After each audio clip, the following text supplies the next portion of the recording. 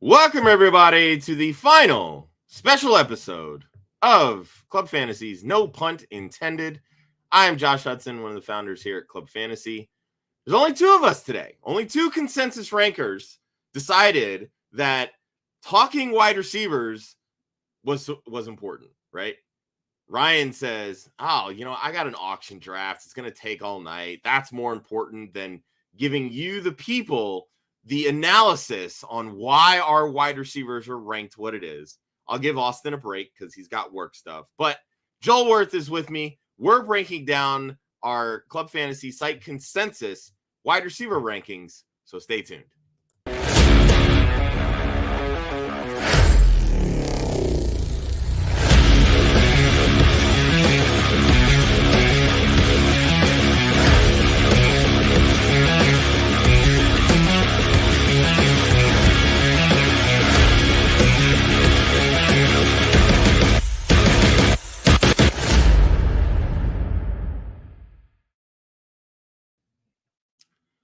Welcome to this special episode of Club Fantasy's No Punt Intended.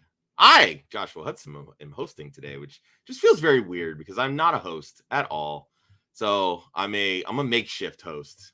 But with me, Mr. Joel Wirth, one of the co-hosts of our Dynasty After Party show. Joel, thank you so much for being the only one that said, you know what, Josh needs some help breaking down the wide receivers today. Well, when we get to the running back rankings at the end of the year, I'm probably going to look stupid. So I need something to, And this is your specialty, right? The scales Mr. a little bit, Zero RB says, wide receivers, this is my bag, baby. This is where we make our money. Absolutely. As mentioned at the top of the show, Mr. Ryan Weiss not able to join us. Austin Amendolia not able to join us. And, of course, our other consensus ranker, Chris Molina, also unable to join us. So you're stuck with me. You're stuck with Joel. You can follow both of us on Twitter. Joel at the Joel Wirth, myself at the one Hudsonian. That's one spelled out. Oh, I love that the chat's just like, going all crazy here. And yeah, right. Like starting with a bang. Hi, Faith. Yeah, thanks for calling us losers. Appreciate that. It's always nice of you. Elixirs, hi Faith, yes. Scampers, afternoon or evening, I guess. It's 7:00 here on the East Coast. But as you mentioned yesterday, yes, apparently the Pacific time zone is the only time zone. So it's all good. Hi, Scampers. We love you, buddy. All right, let's get into our wide receiver rankings. There's really not a ton of wide receiver news to talk about. Of course, the big news that came out a little bit earlier, we will touch on that here. But let's jump into our consensus top 12. So I'm going to go ahead and I'm going to read this off. This is a combination of mine, Chris's, Joel's, Ryan's, and Austin's rankings. Not a big secret. Wide receiver 1, Justin Jefferson. Wide receiver 2, Jamar Chase. 3, Cooper Kupp. Tyreek Hill at 4. CeeDee Lamb 5. Stephon Diggs 6. Devontae Adams 7. Wide receiver 8.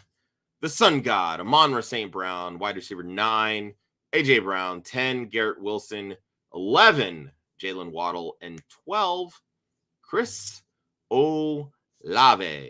So I want to give a quick shout out to Austin for going through and putting together this show sheet with a whole bunch of questions. And I love how he starts firing them at me right away because I'm the only one apparently that does not have Justin Jefferson is my wide receiver 1. I think that's actually a typo because Cooper Kupp, I believe, is Chris Molina's wide receiver 1. But I digress. Anyway, he calls me out because I have Jamar Chase as my wide receiver 1. And he wants me to make the case for why I have Jamar Chase wide receiver 1. So I'm going to go ahead and I'm going to lay out the exact same argument that I did when we invited ESPN's Liz Loza onto our show earlier this offseason during our A Look Inside preview series where we talked about the Bengals, and I made the case for why I have Jamar Chase as my wide receiver 1. And for me, it's very simple. Last year, Jamar Chase led all wide receivers in the NFL in targets per game at 11.2. The biggest deficiency here is the fact that last year, Jamar Chase saw 12 yards per reception. His rookie year, he saw 18 yards per reception. So which really is the real Ja'Marr Chase? Is it one? Is it the other? Or is it somewhere in the middle? But here's what I love. When you look at this wide receiver, like not just this wide receiver being Ja'Marr Chase, but just wide receivers in general across the board, Ja'Marr Chase scores touchdowns at a much higher rate than all of them. He has scored 22 touchdowns in 29 career games. Saw 9 touchdowns last year in 12 games. He was the highest targeted wide receiver in the end zone. And here's the fun part. He saw as many end zone targets as Justin Jefferson did in 5 less games and scored 3 more touchdowns than Justin Jefferson of those end zone targets. I want to preface that. Okay. So when you're looking at target volume, when you're looking at touchdown potential, when you're looking at yards, all of that adds up. And let's not forget that Ja'Marr Chase has a really good freaking quarterback in Joe Burrow throwing him the football. Okay. He was 6th in the NFL last year in target share, according to Player Profiler, at 29.3%. And he also finished 1st in expected fantasy points per game at 19.8. So again, with that expected uptick in yards per reception, combined with the touchdown upside, combined with the high target volume, to me, this is a no-brainer. Ja'Marr Chase, wide receiver 1 season. I'm all in. Joel, do you have a rebuttal? I do not. I think this is a question with no wrong answers, right? I mean, if you want to take Chase for the reasons that you just so eloquently put out there, that's perfectly reasonable. If you want to take Jefferson because he has theoretically less target competition without a T. Higgins and probably a much worse defense, so they're probably going to have better game scripts, I would buy that too. So, yeah, I don't think there's a wrong answer here. They're both elite options, both worthy of going in the top 2 in a world without Travis Kelce. Okay, so I'm going to bring this up because Michael here in the chat has asked me this question quite a few times. He's picking at the 3 spot. Would you take Ja'Marr Chase or would you go Travis Kelce? And I bring this up because you literally mentioned Travis Kelce. I would take Kelce just because I think he is the biggest positional difference maker in football. And I brought this up a few times. He's missed 3 games in 9 years. 2 of those were fantasy irrelevant final games of the season. So he's the most reliable, biggest positional advantage in the league. I don't disagree with that. I still think I have him 4th overall. For me, Chase is the pick at 3. But so, Michael, if you trust me more, go Ja'Marr. That's what I would say. All right. So back to our wide receiver 1 consensus ranking. So Austin lays this out for us. So who outside of the top 5 consensus picks, now if you've forgotten already, I will read them off: Jefferson, Chase, Kupp, Hill, Lamb. Who outside of that has the best chance to crack said top 5?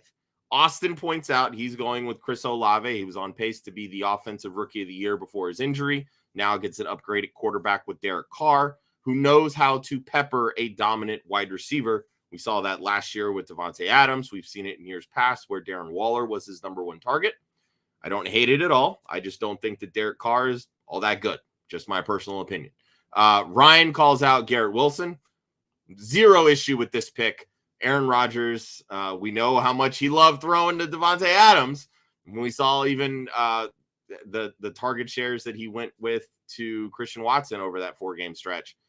Garrett Wilson, in Ryan's opinion, could realistically see 180 targets. Yeah, I get that 100%. But Joel, I want to go here with you first before I get into my guy. Outside of our consensus top 5. So from the 6 to 12 range, I think there's 2 legit options. One is Garrett Wilson, as like Ryan said, because I think this is basically, I agree with him. I think this is basically going to be just Devontae Adams part 2.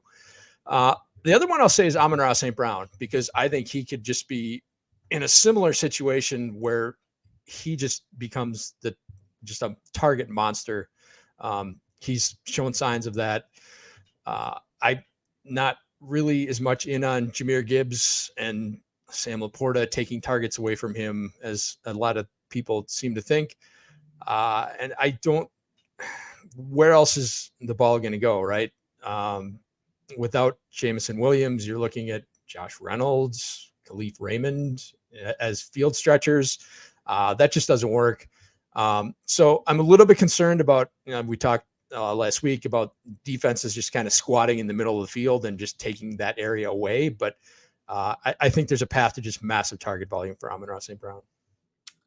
I'm both happy and a little upset that you stole my guy, because I'm very much in on Amon-Ra St. Brown this year. I'm in the middle of a draft right now. It's a managed best ball league where people get like points per first down, like rushing and things of that nature.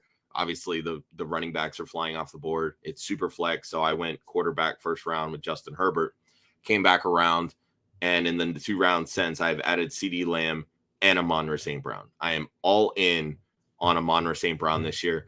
Everything that the Detroit Lions are doing on both sides of the football, defense and offense, is so reminiscent of these New Orleans Saints teams that Dan Campbell came from. Defense is set up the exact same way. Offense, they have one like massive target share guy, and then you have a whole bunch of everybody else, right? And I feel like they were trying to do a little different when they got Jamison Williams, but then he only saw 9 targets last year because he came back, from the late season ACL tear from the year before in college. And then, of course, now he's dealing with a hamstring injury in the preseason. Now he's missing the first 6 games of the year because of a gambling suspension. There's nothing that tells me that Jamison Williams is going to be an 8 target per game guy that's going to ultimately cut into 10 plus targets a game that Amon-Ra St. Brown could very easily see, right?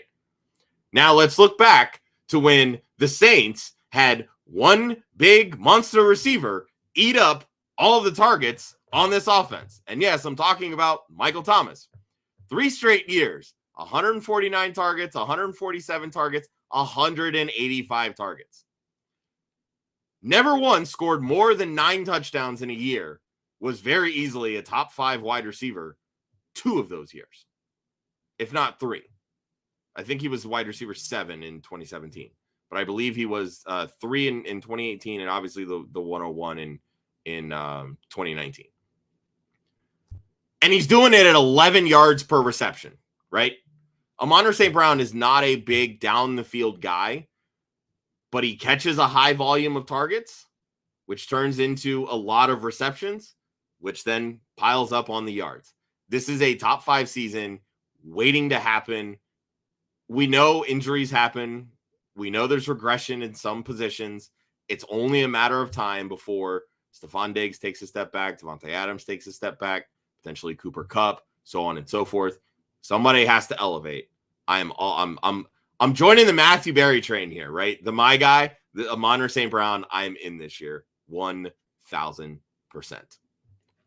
Absolutely love it. And Great. Just getting back to Jamison Williams real quick, I'm really afraid that he's just going to become a glorified Marquez Valdes-Scantling. Like his only job is stretch the field. You're not going to get any targets, but unless the safety falls down or something, you end up to be wide open. But your job is to pull the defense apart, and that's so.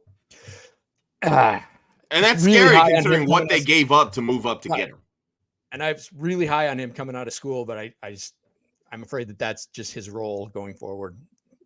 Yeah. May have to take the L on that one. Yeah. That sucks because he was a lot of fun to watch that final year at Alabama. Yep. Oh, awful. All right. So which player in our consensus top 12 has the most risk of finishing outside the top 12? I love how Ryan just said, I'm going to skip this part. You don't need that. But Austin outlines Jalen Waddle, who he does say he is a huge fan of, but we didn't get to see the end of the experiment with this offense, seeing as how Tua got hurt and missed 5 weeks to the final season, I believe. Miami was facing a lot more press coverage, which disrupted the timing of their routes, and their routes being Hill and Waddle, which made the offense less efficient. So how does Mike McDaniels now counterpunch this going into this year? That's going to be something to see. and again, them and their roller coaster of running backs and potential pass catchers and things of that nature. There's a lot of question marks there with Jalen Waddle. So before I get into my guy here, Joel, who's your pick of this group that can potentially finish outside of the top 12? I'm not going to take your guy this time. I'm going to say it's Steph Diggs. Oh, Stephon Diggs. Okay. Not because of performance issues. And I feel like I'm walking into a Viagra commercial. I'm glad you said it, because that's exactly where my mind went. I'm just afraid that all this smoke about him being unhappy is real, and it ends up being, a distraction, and ends up in maybe him, being traded or something like that causes him to miss games or miss time like that. I think there's more fire to the smoke than anyone really wants to believe. So I'm really concerned about his mindset going into the season. I think that's 100% valid. I do. Like, I was going through and I'm looking at, our consensus and being like, all right, who could realistically finish outside? Diggs crossed my mind. Excuse me. The other one was Davante Adams. It's not because of the, this whole like, oh, don't trust Jimmy G because of X, Y, and Z. Like, look, I get it. We're going to find out this year if Davante Adams is quarterback proof, right? Like, we're going to figure that out. But realistically, who the fuck else are they throwing the football to? Right. Like, I know they went and they signed Jacoby Myers. Okay, great. He's still just the slot guy playing out of the slot, mind you. And then you have Hunter Renfrow, who truly is just the slot guy that they didn't even want to target last year, even when he was healthy on the field, which wasn't very often. So they literally have Josh Jacobs and they have Davante Adams. Like, if he falls outside of that top 12, it's not going to be for lack of targets. It's going to be because Father Time is catching up with a 30-year-old wide receiver, in my opinion. But and Jimmy G's weakness is throwing the deep ball, but that's not Adams's game, right? He's an intermediate. Yeah, he's an intermediate guy. Which really surprised me last year with Adams, because he finished with 15 yards per reception. I believe that was his highest single season yards per reception of his career. Yeah. So, like, I feel like that's probably going to come back to earth a little bit. But again, like, you're still banking on the potential for yards after the catch. Yep. Maybe it happens, maybe it doesn't, because again, defenses, they're just going to key in on Adams and Jacobs, and it's going to say, all right, one of these two has to beat us. I don't know, but I ended up going with Cooper Kupp. Now, if you missed the news today, Cooper Kupp Sean McVay, the head coach of the Rams, came out and said that Cooper Kupp suffered a setback coming back from his hamstring injury, which he did suffer a little bit earlier in this offseason, but they're calling it a muscle strain, where that setback has come from. So all of the Twitter doctors that I follow here, or ex doctors, or whatever the fuck you want to call that damn site, say that post 30-year-old seasons, which this is the 30-year-old season for Cooper Kupp, hamstring injuries typically take about 7.5 weeks to come back from. I don't know if anybody was sleeping under a rock in 2022, but how many games did Keenan Allen, who was 30 last year, miss due to a hamstring injury? Now, I understand every player and every body is different, but if there's, precedent to an injury like this for 30-year-old wide receivers, there's a chance that Cooper Kupp misses significant time over the first 5-6 weeks of this season.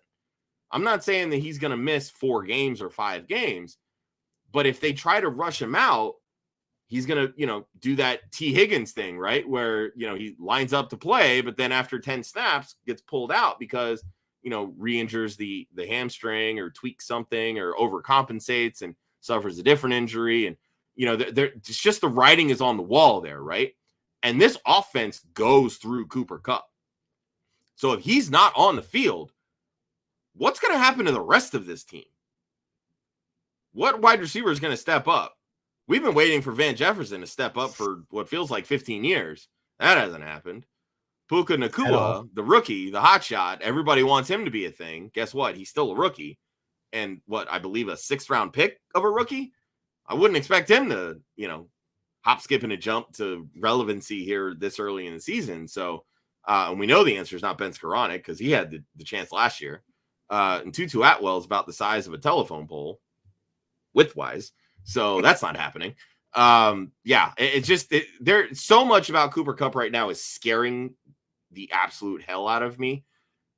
And the way that the stars are aligning, I can see him not finishing there, even though when he's on the field, I know that he's a top 5 guy.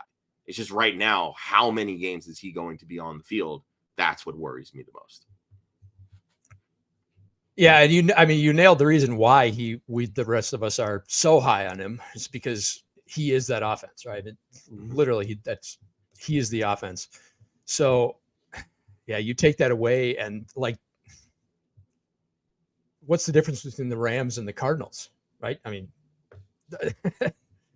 like you would have better skill players, but maybe a nominally better quarterback. And Matt Stafford does Matt Stafford's wife get in his ear and say, this is enough. Let's just, it's going to be a rebuild. You don't have time for this. Let's just pack it up. So yeah, this could be an epic disaster.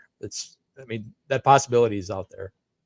It's scary. And I have a win now dynasty team where I traded 2 seconds for Cooper Kupp. And I'm like, God damn it. Luckily, I feel pretty deep at the position, but still, you don't feel good about that going into the season. I'm in the exact same boat. And it's a single QB start 8. So it's like, ugh, that was my big offseason acquisition. So yeah, that's kind of scary. Well, mine's super flex, and my QB2 behind Joe Burrow is CJ Stroud because Trey Lance is now playing 3rd string on the Cowboys, and Kyle Trask can't beat out Baker Mayfield for a starting job. So, yay me! Anywho, all right, on to the wide receiver 2 consensus rankings. Starting at number 13, Keenan Allen of the Los Angeles Chargers. Wide receiver 14, T. Higgins. 15, Devonta Smith. 16, DK Metcalf. The GOAT, Deontay Johnson at 17. Wide receiver 18, Terry McLaurin. 19, Christian Kirk. 20, Mike Williams. 21, Calvin Ridley. 22, Amari Cooper.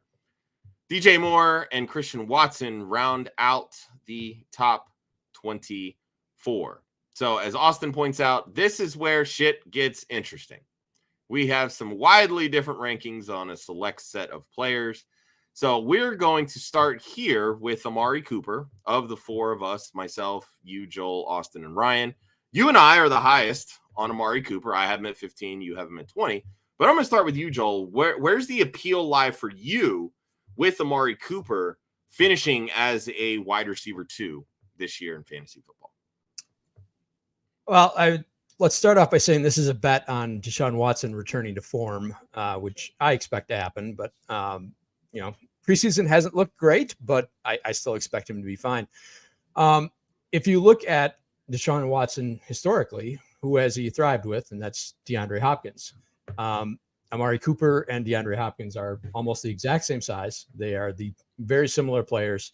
He had 132 something targets last year, primarily with Jacoby Brissett. So if we get elite Deshaun Watson back, then this has a chance to be, basically what DeAndre Hopkins was down in Houston. With kind of a better running game, with an elite offensive line to kind of keep the offense kind of moving, not being the only show in town. So yeah, there's a realistic path to him being a top 10 receiver this year.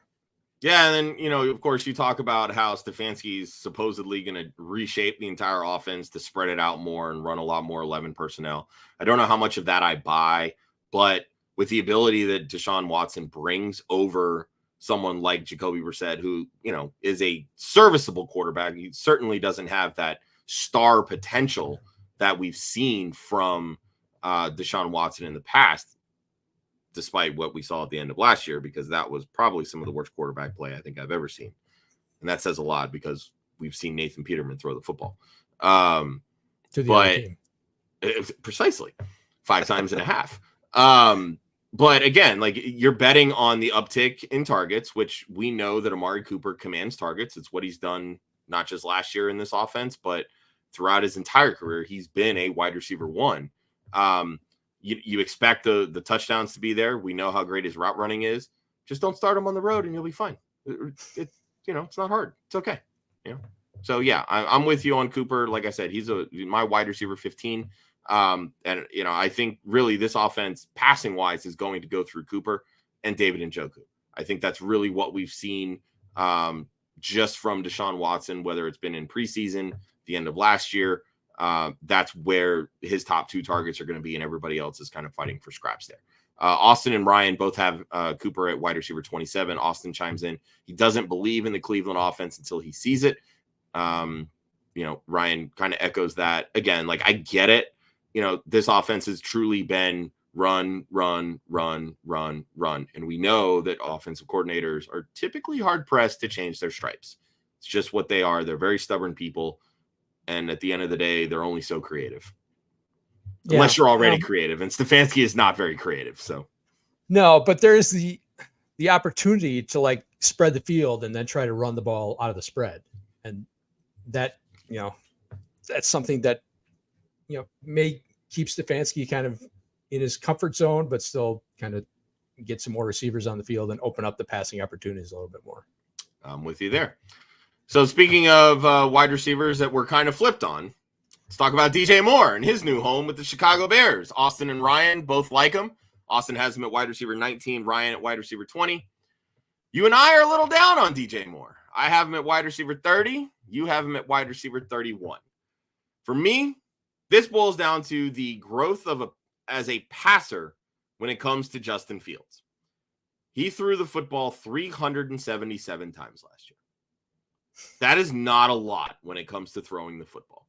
So even when you take, let's say, a 25% target share out of that few pass attempts, you do not even crack 100 targets. Okay. Realistically, I don't think it's criminal to say that the Chicago Bears can drop back to pass 500 times. But for as much work as that offensive line still needs, he's not going to actually throw the football 500 times. He may not even throw it 460 times. So let's say hypothetically he only throws it 450 times, and let's give still a 25% target share. That's only 113 targets. I don't know how you're going to be a top 24 wide receiver on 112 targets, 113 targets. That is very difficult, considering historically DJ Moore is not somebody who scores a lot of touchdowns. So, yeah, that's why he's outside of my top 24 and hanging on by a thread as my wide receiver 30. Now, again, we talk about this all the time. Health permitting, sure, DJ Moore can very easily climb up because some wide receivers are going to get hurt. Some are very much going to underperform. There's a world, and probably quite a few worlds, where DJ Moore does slide in and become a top 24 wide receiver. Joel, I'm going to go to you on this one here because you have him one spot lower than I do. Why? Is it most of what I just said, or is there more to it to you? It's exactly what you just said. I mean, to put it in perspective, like the Bears threw the ball 377 times last year. The Bucks have thrown the ball 700 times the last 2 years.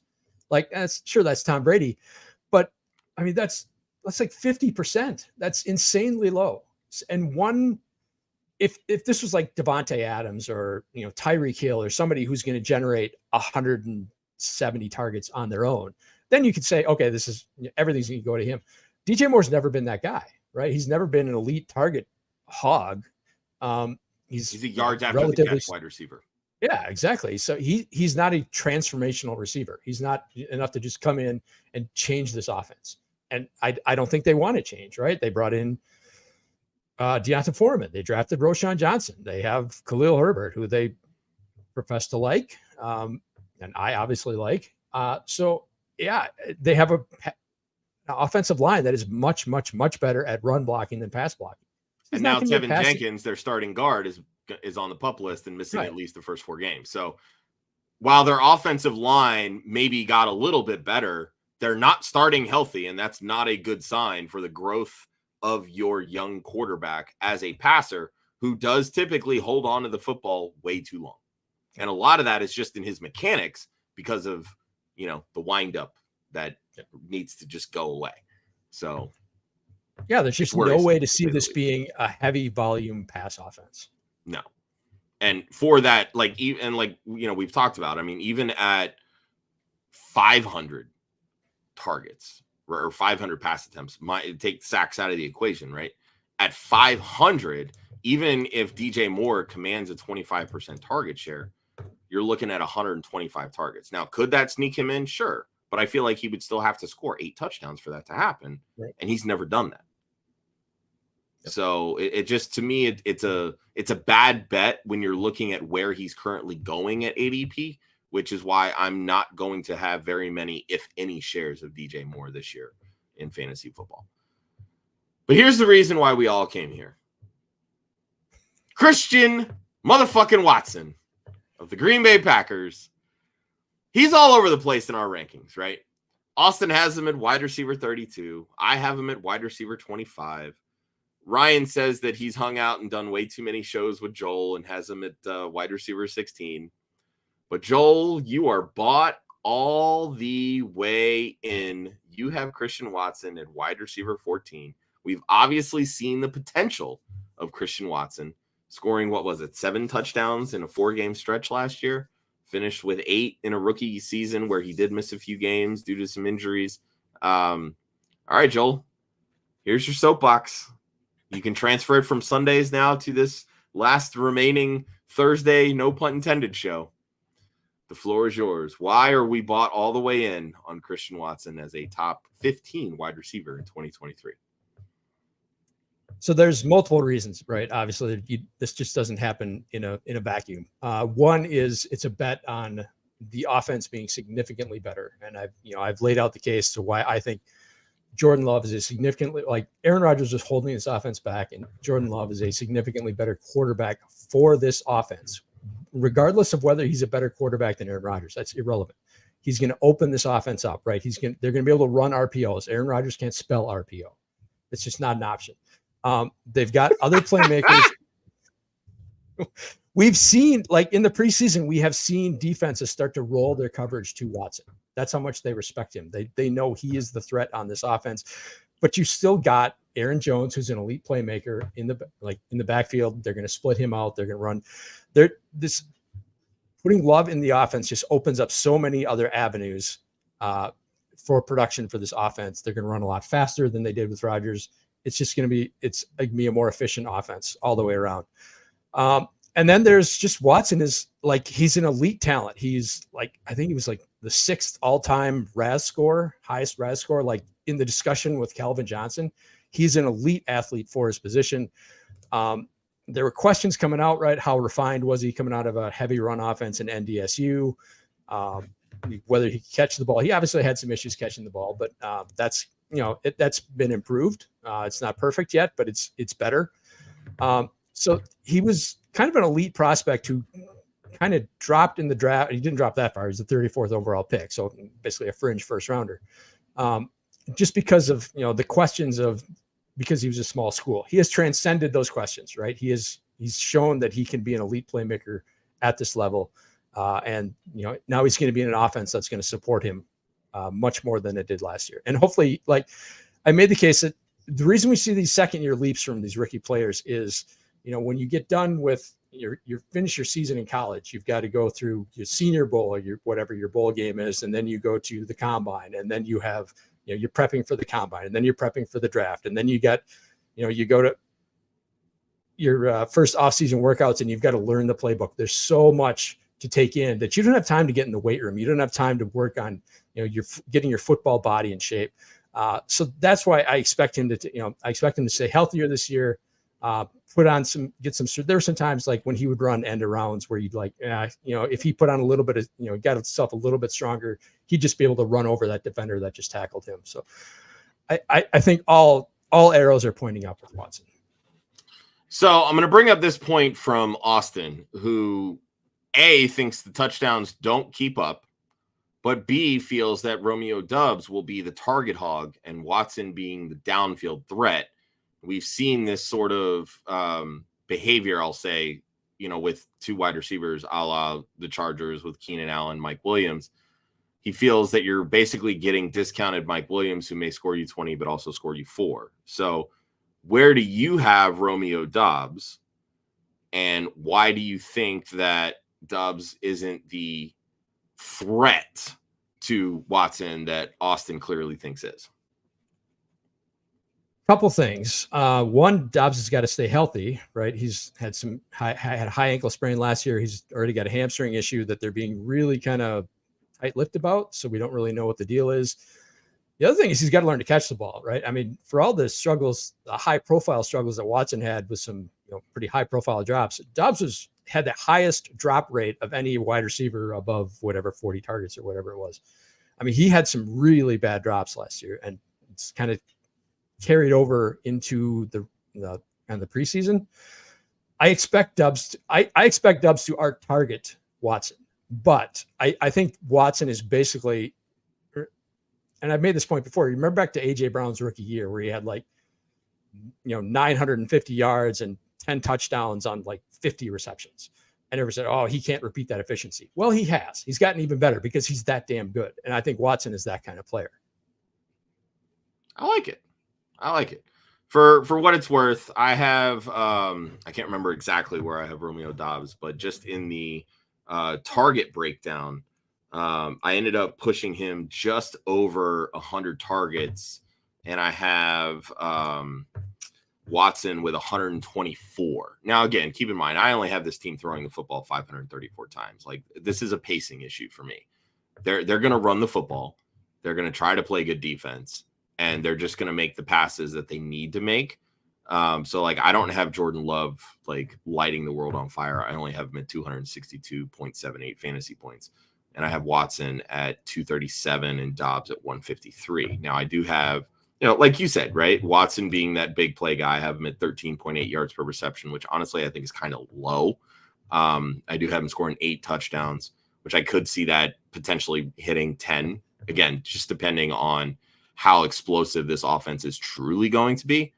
And I have Doubs kind of being more of that chain mover guy with 10.6 yards per reception, about a 62% catch rate, which I think is being, again, very generous considering what you said, leading the league in drop percentage last year. So is there a world where they can kind of coexist and maybe Doubs is right up there in terms of even points per game? Sure, but I'm with you. I think that Watson is that bigger play threat that, again, is going to end up seeing more targets because he gets open, because he's that fast. And I don't think Doubs targets are also going to be high value targets, right? They're going to be deep Correct. balls. They're going to be end arounds. They're going to be manufactured touches. They're going to be kind of deep crossers. Obviously the big play that he made against Philadelphia last year with Love, that kind of deeper end where he's basically outran the defense across the field. And then, even guys who were taking good angles on him, he just outran them because he's just so damn fast. Yeah, I'm with you. I like it. All right. Let's look at one player currently ranked in our consensus wide receiver 2 range that you think has the chance to finish as a wide receiver 1. Ryan, let's be honest. We knew exactly where this was going. It's Keenan Allen. Fuck everybody else. I get it. I'm on board. I like it. I have Allen, I believe, is my wide receiver 14. So I'm not far off on that one. Austin, again, he says Keenan Allen as well, but he also has Keenan Allen as a wide receiver 1. So he's not going to go that far. But for him, and I will co-sign this as the person of the Deontay Johnson fan club, it is Deontay Johnson. He's still a target hog, and I think the touchdown regression comes his way. That's pretty obvious. It's very hard to go 0 for 0 in back-to-back years. We saw it last year with Miles Sanders going from 0 rushing touchdowns to 12 rushing touchdowns. I don't know that Deontay Johnson gets that high. I personally have him projected for 6 receiving touchdowns this year, as I think that they will definitely look George Pickens' way as well as Pat Freiermuth's way in the red zone, as well as just handing the ball off to Najee Harris. But the one thing that I've been very encouraged about this preseason has been their willingness to actually get Deontay Johnson the football more than 5 yards in front of the line of scrimmage. So I don't think he's going to be as low of an A-dot wide receiver as he has been in the past, where they can actually utilize his downfield speed, because he does have that. So I am very excited to see how he grows in this stunted Matt Canada offense. But there's definitely that upside because, again, when you command 140 targets a year, when you command a 25% target share, you have wide receiver one potential. It's all a matter of what you do after you catch the football. But Joel, I'm going to go to you here from this Deontay Johnson love before we get into my guy. In our consensus wide receiver 2 range, who do you think has the chance to finish as a wide receiver 1? So I'm going to say Devonta Smith of your Philadelphia Eagles. Just pulled them up real quick. If you look at his targets per game, following week 9, when they had a Thursday game at Houston, which is always wonky, 8, 9, 9, 8, 8, 8, 12, 13, 8. Then in the playoffs, 10 against the Giants, 3 against San Fran because that game was over at halftime, and then 9 in the Super Bowl. Those are elite target numbers for a long stretch of time, basically a half a season, a consistent half a season. I think this is a team that's going to have to throw the ball more than they did, right? Last year, they had probably the easiest schedule in the league, and they had so many opportunities to just sit on the ball after halftime and just grind clock and end the game and basically shorten the game. They have a much tougher schedule. They've gone from basically the easy schedule to one of the toughest schedules in the league. They're going to have to throw the ball more. They lost both their coordinators, right? So this is kind of a team in flux. They lost some guys on the defense, like right down the middle of the defense. They lost TJ Edwards. They lost Hargrave. They lost CJ Gardner-Johnson. Yeah. So they've got some issues. I still think they're super talented. I still think they're really good. I just don't think they're going to be as dominant as they were last year. And there was just so many opportunities for them to just, take the air out of the ball last year. They're going to have to, they're going to have to play 60-minute games. And that's going to, I think he is good enough to, it's a really skinny target tree, right? And if teams focus on AJ Brown, then he's the next guy up. And I think he's the tougher cover, right? I mean, AJ Brown is more physically imposing, but Devonta Smith can just run every route. He can run all over the field. He's a really tough guy to cover. So I think he is a guy who could legitimately be a top 10 receiver this year. I love that. And this is what I'll add to that as the resident Eagles fan. And I've said this before. I think losing both coordinators, there's going to be a transition period because not just because the coordinators might be bad, right? I don't think that I don't think they will be. They did bad. I think it's just you have to feel out calling plays, right? You have to feel out your personnel, how that personnel fits and what you want to call, and then make adjustments as you need to. And I think there's going to be that level of transition, maybe not necessarily with Brian Johnson, but definitely with Sean Desai on the defensive side, because you lost your 2 starting safeties, right? You lost Marcus Epps. You lost CJ Gardner-Johnson. You lost your 2 starting linebackers in TJ Edwards and Kaiser White. There's some turnover there on the defensive line, though I think it's pretty safe to say that they may have upgraded from Javon Hargrave to Jalen Carter. Jalen Carter looks really freaking good. That man looks abusive in the middle of that defense. It is scary. But there's a reason for a team that had 70 sacks. Yeah, but for a team that had 70 sacks last year, regression to the mean is very likely. So I still think they'll be able to get pressure. Finishing will be a little bit different. And that in and of itself will help extend drives for the opposing teams, which again will put more pressure on the offense to not play 30-minute games, but actually have to play 60-minute games, to your point. So, and then the growth, of course, of Jalen Hurts as a passer can lead to more targets, DeAndre Swift's way, Dallas Goedert's way. You can still keep those elite target shares for your Devonta Smiths, for your AJ Browns. I was talking with a friend of mine, and they were like, it is so unfair when you have 2 great wide receivers like an AJ Brown and Devonta Smith. And I said, not to try to heap like unreachable praise on these guys, but to me, this is basically like saying you have Terrell Owens and Marvin Harrison starting opposite each other, because their play styles are so incredibly similar to those historically great players, right? Like that's how AJ Brown beats you. It's the physicality. He's not an elite route runner. He's a good route runner. He's a respectable route runner, but putting him in the same category of, a Stephon Diggs, a Devontae Adams, Devonta Smith, right? That's not AJ Brown's game. He's going to beat you with his physicality and with his speed. That is what T.O. did for so long in this league. Then when you look at Devonta Smith, Marvin Harrison was the exact same way. He glided through the defense and just on a head fake, boom, he's got the corner just glazed, right? And the way that the rules set up now for defenses, corners can't cover you the way that they used to. That favors elite route runners like a Devonta Smith. So it's just, it truly is unfair. And I don't know how long I'm going to get to enjoy this because of the way the salary cap looks.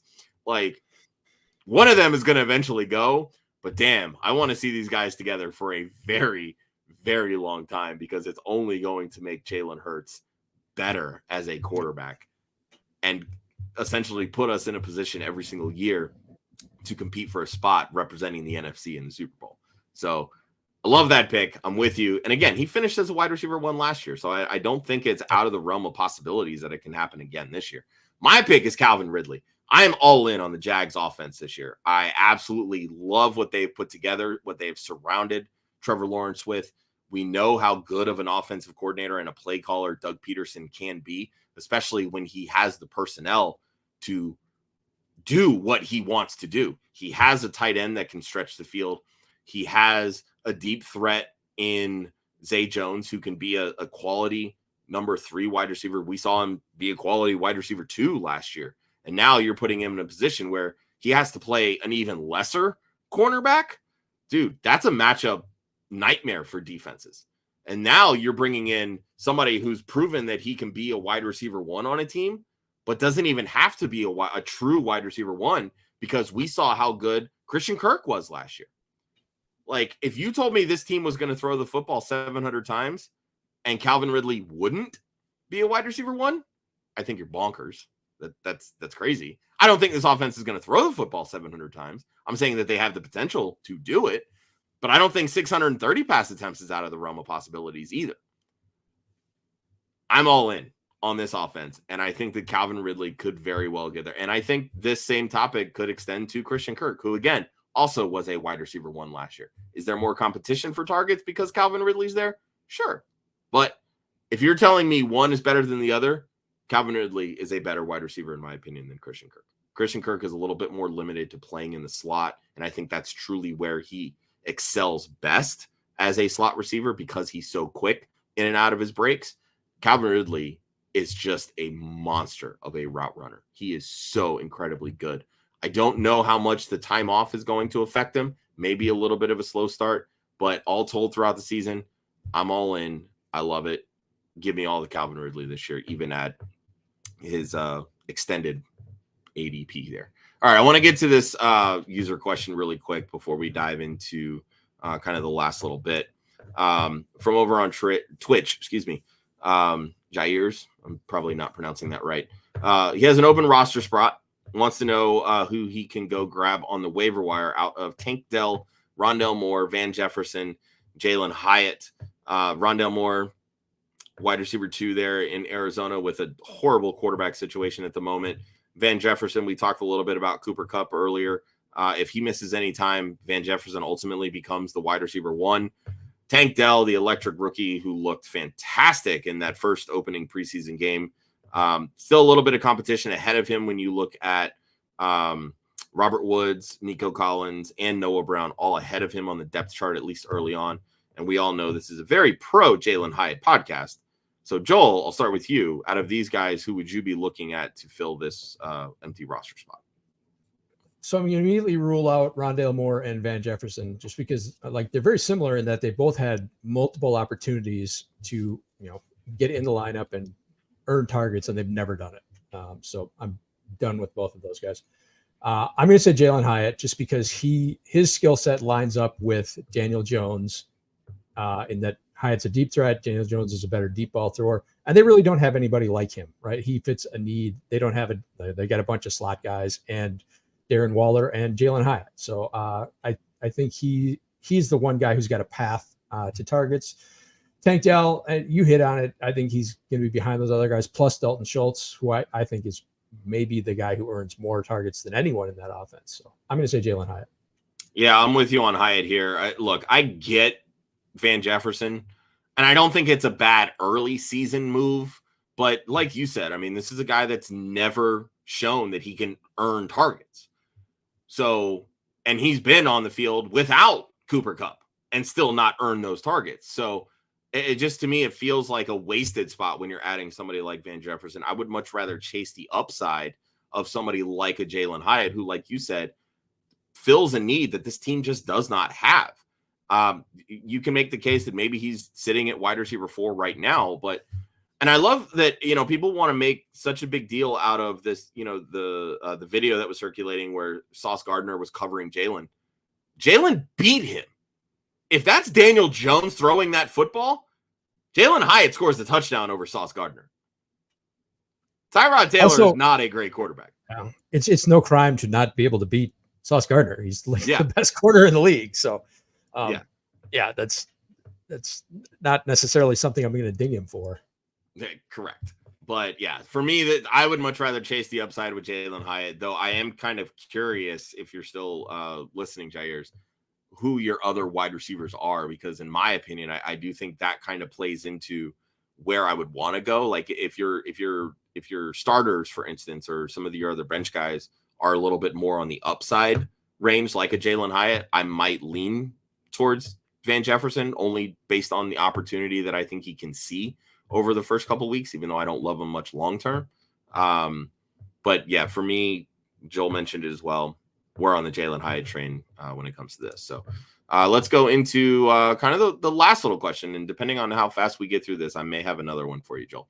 Okay. Who is a player outside of our consensus top 50 that you believe could end the season as a starting wide receiver for fantasy? Now, defining that as if you're playing 3 wide receivers in a flex. So basically, that's 48 wide receivers right there. I'll point out Austin mentions Romeo Doubs. We've talked about it all throughout. He thinks that Doubs is a very serviceable starter in 12-team leagues with a high-end flex upside if you're only playing 2 wide receivers in a flex spot. So basically calling Doubs the top 36 wide receiver. Ryan calls out KJ Osborne simply because he thinks that the Vikings are probably going to lead the NFL in passing attempts this year. I don't. I think that's going to be the Chargers, but that's a conversation for another day. I don't hate it, but again, them finally locking up TJ Hawkinson, drafting Jordan Addison in the first round. We know how much of a target share that Justin Jefferson calls for. I don't love the KJ Osborne pick, but you know what? That's his opinion. I'll start with myself. I've got Sky Moore. They've basically come out and said that they've got some guys that they like from an upsides perspective with Justin Ross and Rashee Rice. But Sky Moore is kind of that guy for them right now with the uncertainty around Kadarius Toney. We know that Marquez Valdes-Scantling, he's literally the same wide receiver every single year. He's going to drop some big plays. He's going to catch some big plays. And he's only going to command about 80-something targets a year. That's it. If Sky Moore can be what Juju Smith-Schuster was last year, or even a fraction better, that's a lock top 36 season, in my opinion, because we know the true target hog in this offense is Travis Kelce. So I'm going to lean Sky Moore, and I was very much out on Sky Moore, but everything that's been going on, this training camp, preseason, etc., you're roping me back in. I don't love it, but I think when you're looking at kind of everybody else that's in that range, Sky Moore fits the bill for me. So Joel, who do you got? I'm going to say Alec Pierce. Just similar to the Jalen Hyatt thing, his skill set lines up with what his quarterback does. And his quarterback does one thing really well, and that's throw the deep ball. Like, we have serious questions about Anthony Richardson's ability to throw the intermediate, short and intermediate passes. He's serious accuracy issues, but he can throw deep, and Alec Pierce can get deep. And he's a guy who's been saddled for years now with Desmond Ridder in college and Matt Ryan and Sam Ehlinger and, for God's sake, Nick Foles. Why is he still in the league? So he's going to have an opportunity to do what he does well this year. I'm really worried about Michael Pittman because I don't think he lines up. He and Richardson are oil and water. I don't know how they mesh at all. So I'm very concerned about Pittman in that offense. but I think Pierce will have enough shot plays to where he can returns that top 50 value. Interesting. Don't hate it. Don't love it. I definitely have some issues with Richardson as a passer, seeing as, and literally I just drafted him in the 4th round in a super flex best ball league. So I guess I'm going to have to love it because somebody's got to catch passes. But with all this JT drama, I've since moved Richardson up to my QB 13, which I think is probably right around where he's going to finish. I mean, that last preseason game against the Eagles, what was he, like 6 for 17 or something? 6 for 17, yeah. Yeah, those are going to be some unlovely stat lines that I think you're going to have quite a bit of when it comes to Anthony Richardson this season. So I'm going to end on this question before we get into the outro. So there's a lot of teams. I don't want to say a lot, but there's quite a few teams that have quality 2 wide receivers, right? We talked about it a little bit with the Jags, with Christian Kirk, with Calvin Ridley. We know the Bengals, Jamar Chase, T. Higgins, obviously the Eagles, A.J. Brown, Devonta Smith. Somebody that we really have not talked about, and that's San Francisco with Deebo Samuel and Brandon Ayuk. The consensus kind of leans in on Deebo Samuel. We have been very adamant on not just No Punt Intended, but really all throughout Club Fantasy that we think this is kind of the Brandon Ayuk year. Joel, I want to ask you, because I don't have your rankings specifically in front of me, where do you have Ayuk versus Deebo, and make the case for who you have higher? I am fully on board. I have Ayuk at 21 and I have Deebo at 29. Okay. So why Ayuk over Deebo? And I think we talked about this on the Sunday show. I think these are kind of ships passing in the night, right? I think this is the year that Ayuk kind of overtakes Deebo. And for this reason, Ayuk is better against man. Deebo is better against zone. And traditionally, teams play a lot more zone than they do man. But one of the main reasons for that is because when you have like mobile quarterbacks, you lose sight of them, and you can't keep an eye on them. Brock Purdy is not like super mobile, so I don't think teams are going to be like really afraid to man up against the Niners, and I think that benefits Brandon Ayuk. So he had a kind of a mini breakout last year. I think we get the full breakout this year. I like it. I'm also kind of, when I look at Deebo historically, his 2021 season where he put up 1,400 yards, it's starting to truly look like an aberration. And not necessarily because of, the injuries that have come, with Deebo's play style, right? Like they use him a lot as a running back. And, with Christian McCaffrey now in the fold for a full season, obviously we know how much the team likes Elijah Mitchell.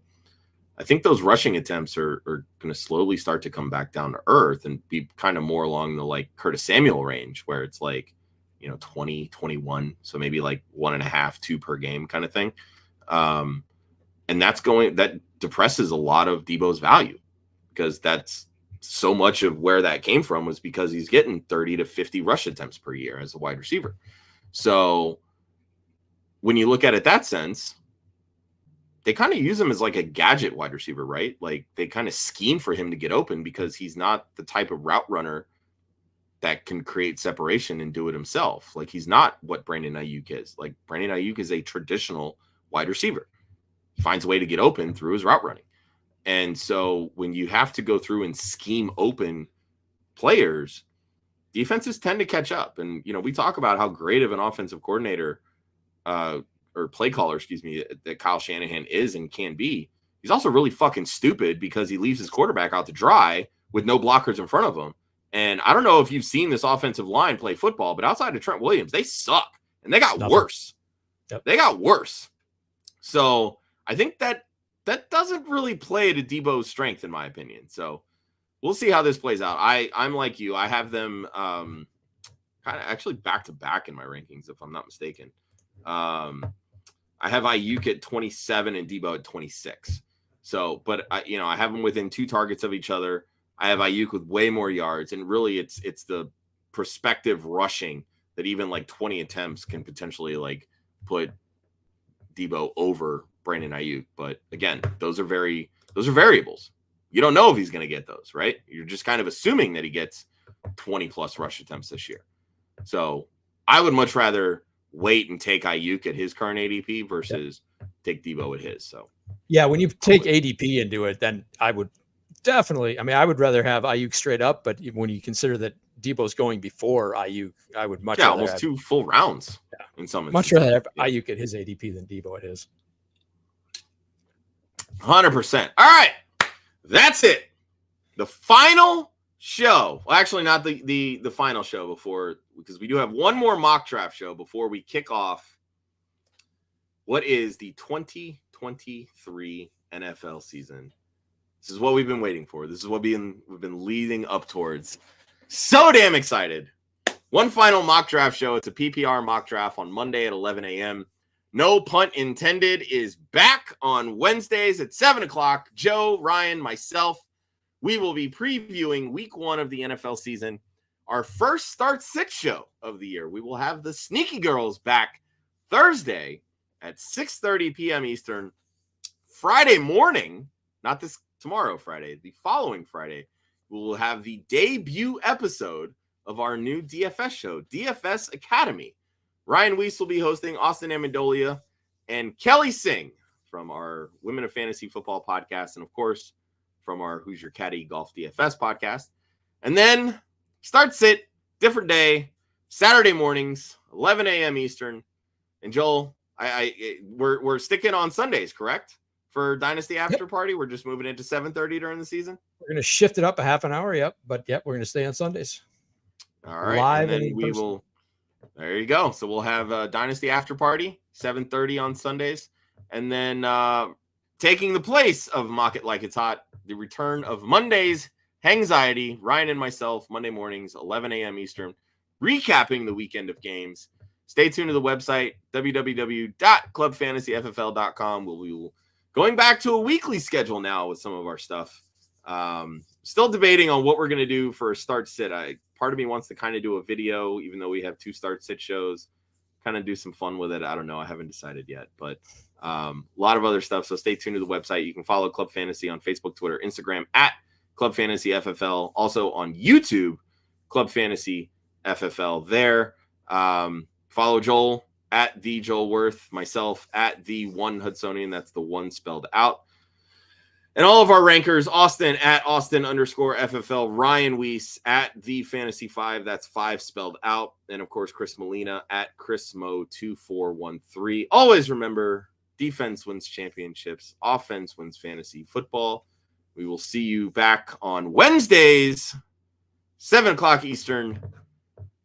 Enjoy the 2023 NFL season. We'll see you guys next week.